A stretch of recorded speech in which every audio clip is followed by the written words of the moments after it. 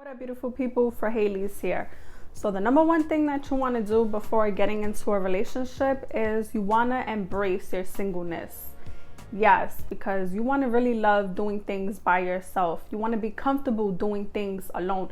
You want to be comfortable in your most uncomfortable season. You know why? Because when you truly love yourself and you know your worth and you know who you are and you know what you bring to the table, you want a partner that can match your energy. You want a partner that can fulfill your needs. And there's nothing wrong with being alone, because being in a relationship is not going to heal you and being single is not going to kill you. You really want to learn how to be alone. You want to know a lot about yourself. You want to learn about yourself. You want to rediscover who you are. But embracing your singleness is more like a rebirth season.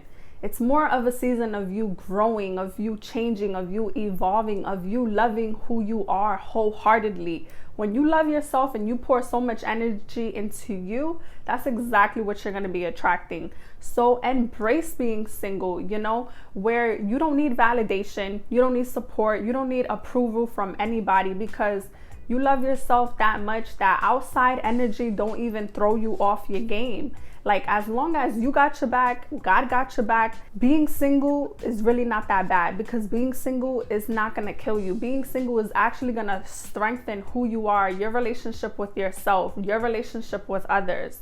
When you embrace being single, when you love your process and you enjoy the journey, you have so much more blessings and abundance on the other side, because now you're not just settling for anybody. You're not being with anybody who's for everybody. Now you're just rare. You're that rare, customized, fit human being where it only takes a selective certain person to be with you. So don't be so hard on yourself if you're single. Embrace it, enjoy it. Go do something that is different. Get out of your element. Step out of your comfort zone. Do something that challenges you. Do something that brings you joy, that makes you excited to wake up in the morning. But also do something that you're very passionate about. Learn to commit to yourself. Put yourself first. Put yourself as a priority. Self-love is the best love. So number 2, this kind of goes with number 1, but be clear on what you want before getting into a relationship. Like, be very clear, write it down on a piece of paper. And the reason why I'm saying this is because, for example, men and women. Women, if you want a guy with 6-pack, you're going to meet a lot of guys with 6-pack, but what kind of guy with a 6-pack do you want? Like, you have to be very specific. You can't just say, men and women, that you want a guy with a nice body, that you want a woman with a nice butt. Like, you have to be very clear. Like, do you want emotional intelligence? Do you want someone who knows how to communicate? Do you want someone who's a family person? Like, be very clear, because if you're not, you're gonna meet everybody who's for everybody, and then you're gonna be in these toxic, failed, repetitive relationships over again. And you know why so many people hate the dating scene? Because they're not clear on what they want.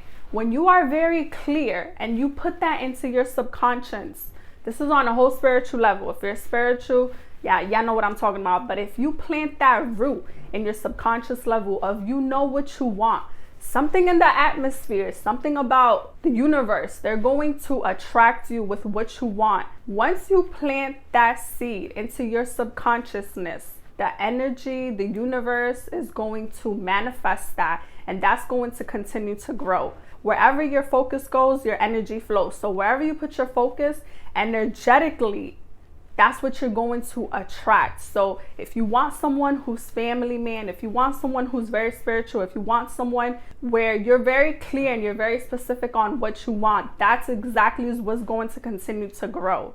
And also be very honest with yourself. Write it down so that you can implement this in your brain. You can implement this in your subconscious, within yourself, so that when someone you want comes your way and it ain't right, your discernment is already telling you this is a red flag, or your discernment is telling you, like, this is not it. Because sometimes people could be good, but they're not good for you.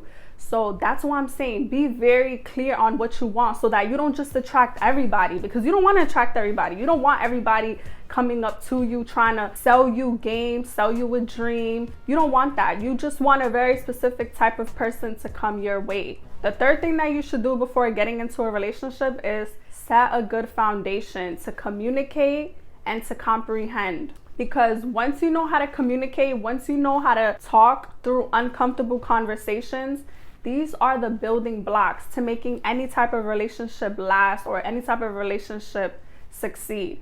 And you know how to listen, but not only listen, you know how to comprehend someone.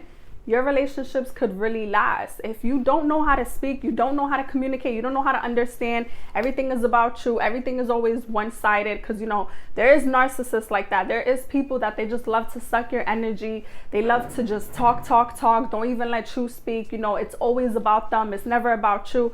And you have emotional intelligence. You want to be with someone who has the same capacity as you. You don't want to be with people that they're immature, they don't have the emotional capacity to be in a relationship. So build a good foundation to learn how to communicate, to comprehend, so that you could attract someone with emotional intelligence. And the reason why I say this is because in my previous relationship, I was with someone, and every time I would talk to them or I would talk about our issues, I felt like I was talking to a wall.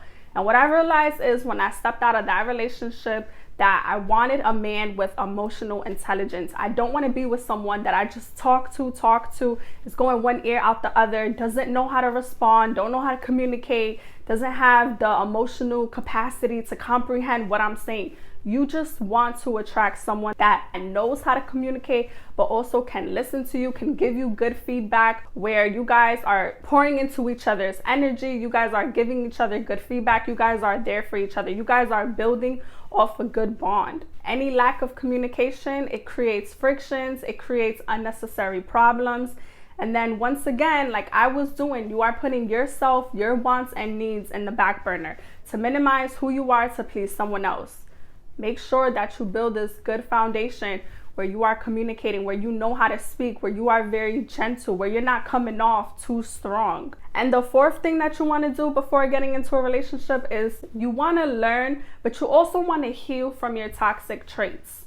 Now, we've all been there. Y'all all been in relationships where y'all have done things y'all was not proud of, you're not happy about. So whatever did not work out in your previous relationship, or probably is not working out in the relationship you're in now, but you want to go, you want to exit, learn from that. Analyze what you're doing, analyze what you have done, analyze what's been going on, because you don't want to carry that same baggage into your next relationship, because that's exactly what you're going to keep attracting. You're going to keep attracting the same human beings in different bodies.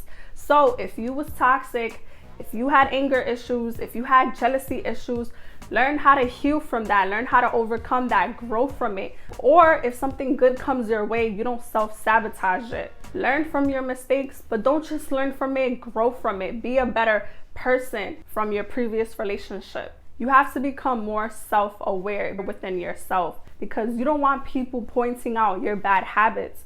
You want to make sure that you get to the root of your issues, of your problems, of your mistakes. And you want to make sure that you find a solution so that you don't have to keep repeating it and you don't have to keep going through the same repetitive cycles over and over again. Healing and overcoming your toxic traits will help build a better foundation for your relationship. So these are the 4 things that you must do before getting into a relationship. And I hope this episode has helped you. I hope you learned something from it. I hope this can resonate with you.